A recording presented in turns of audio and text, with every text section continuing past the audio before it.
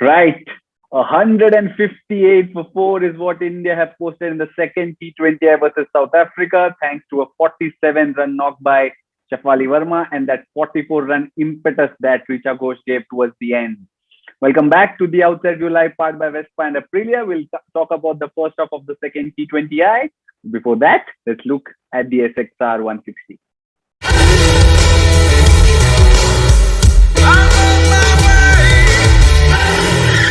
You're late. Don't just live life, maxify it.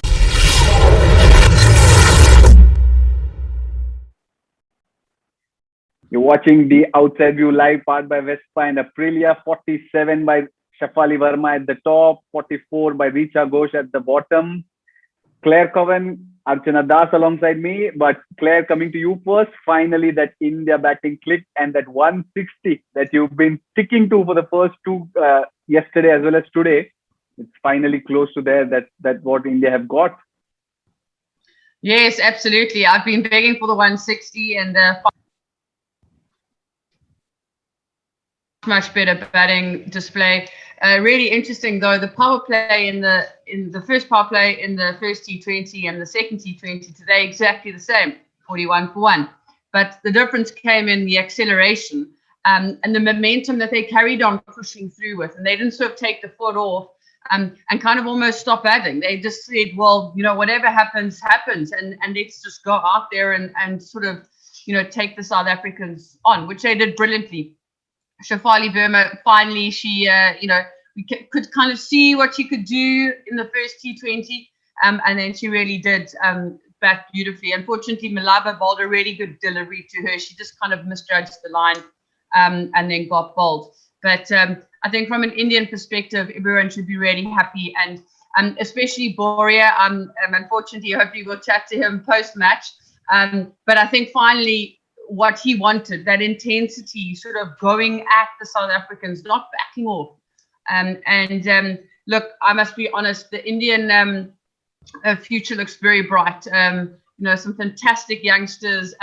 Richa Ghosh, it's the first time I've seen her bat, and she's an absolute fantastic batter. Shafali Verma, we saw Simran bowl really well in the first T20. So the batting really clicked today, and the Indians deserve their 158 for 4. So it's going to be a tough chase for South Africa. Yeah, let's take a look at that batting card once again. 47 from Shafali Verma at the top from 31 balls, 6 fours, 2 sixes.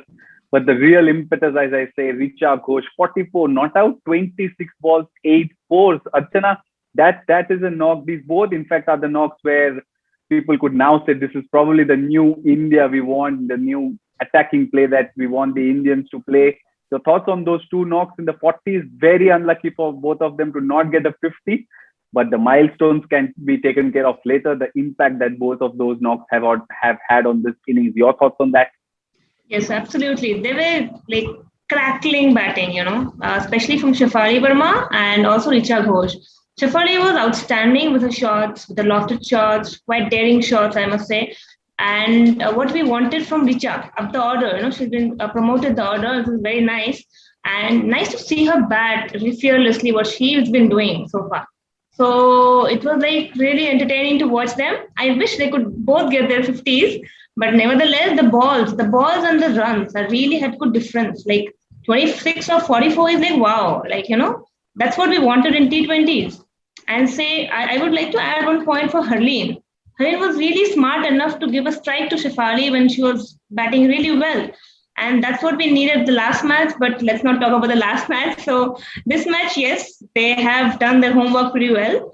And I'm really hopeful and expecting a good start from the bowlers' end. And yes, they were superbly well. And also, let's not forget Jemima's contribution.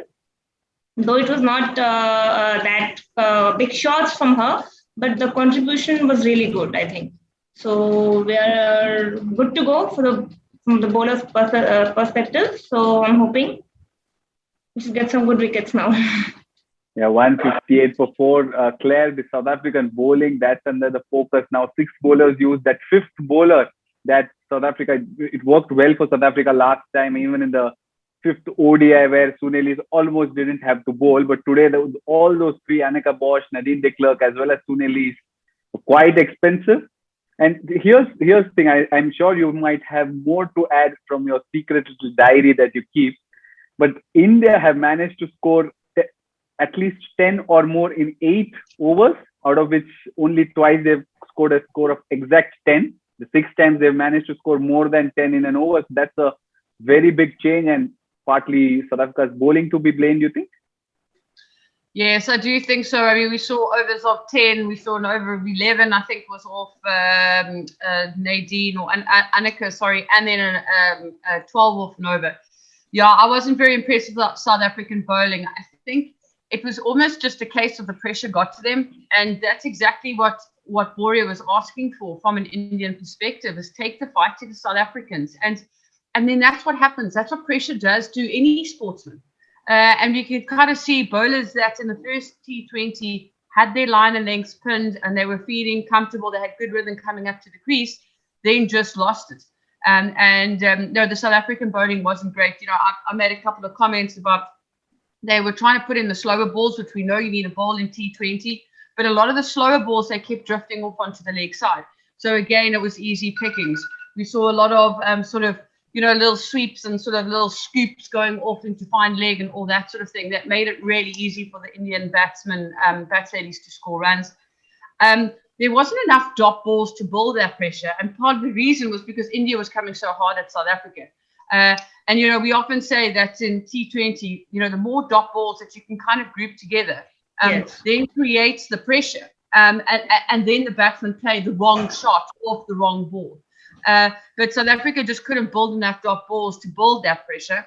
Some of that came down from some slightly sloppy fielding, so not quite as good as the first T20.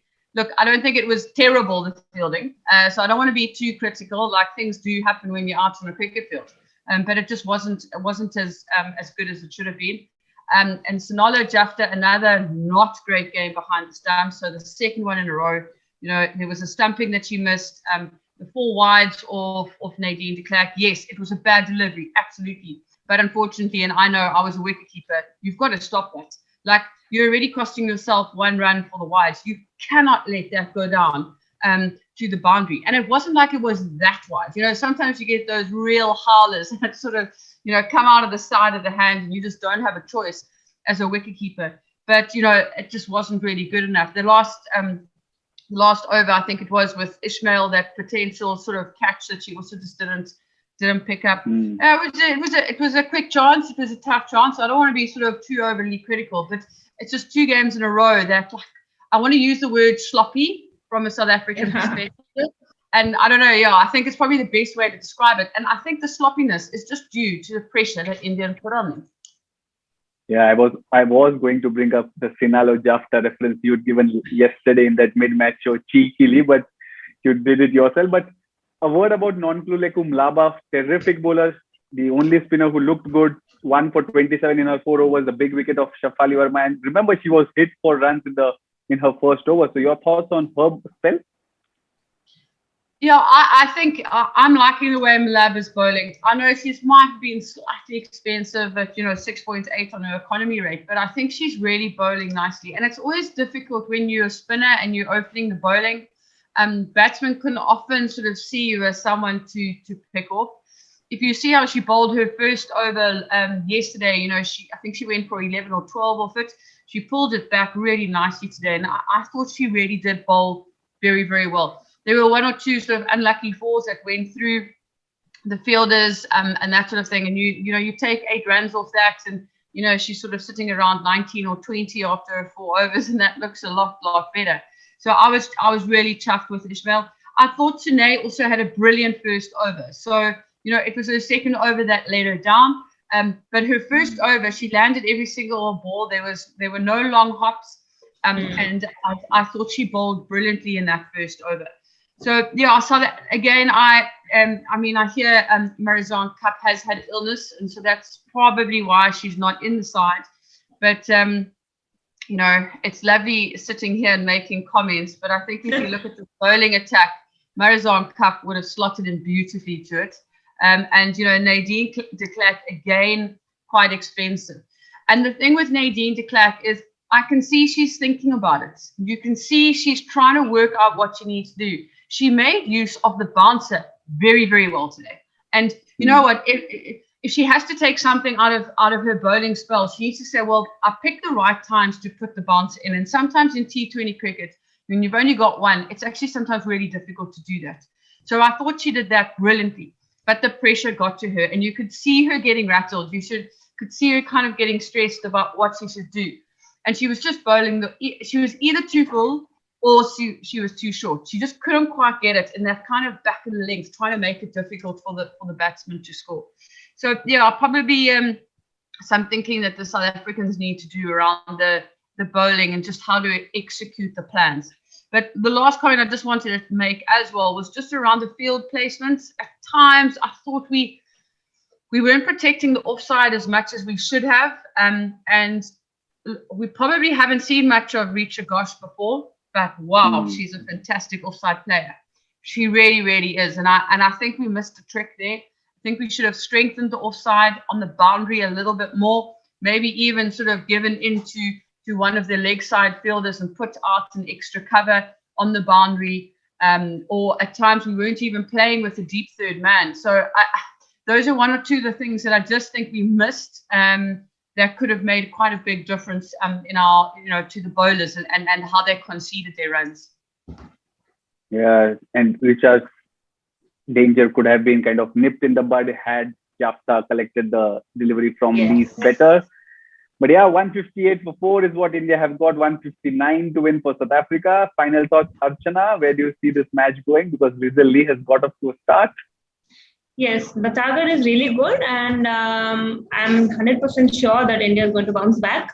And Arundhati Reddy, Spell, and Radha Yadav, and Deepti Sharma will be a very crucial spells. I'm looking forward to, and more likely, if I'm they have to be very good on field, because when half chances, they must convert those half chances and full chances. So definitely, you must take them and must avail them. And dot balls. The dot balls are really going to be important, and getting Lee as soon as possible should be the India's target number one. And also Wolwart is there. So yes, I think they should not relax also. The same thing, like it's 158, I understand. It's a good target to set on. But again, they should not lose a match for a second also. Like you have to be always on toes. From the beginning, from the first ball, I would say.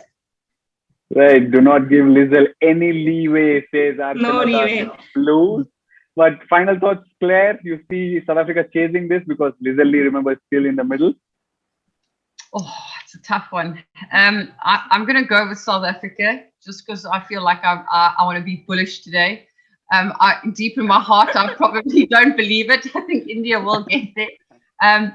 But I think Lizelle Lee in the first T20 she did show glimpses, so hopefully she comes off, and then I think it's actually going to come down to Wolfart and Mignon du Preez putting together a good partnership later on in the innings.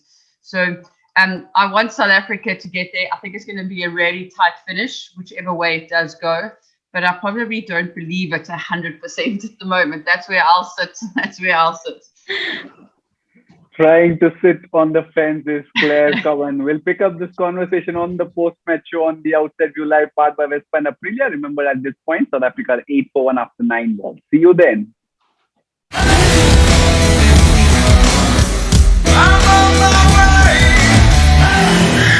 You're late. Don't just live life, maxify it.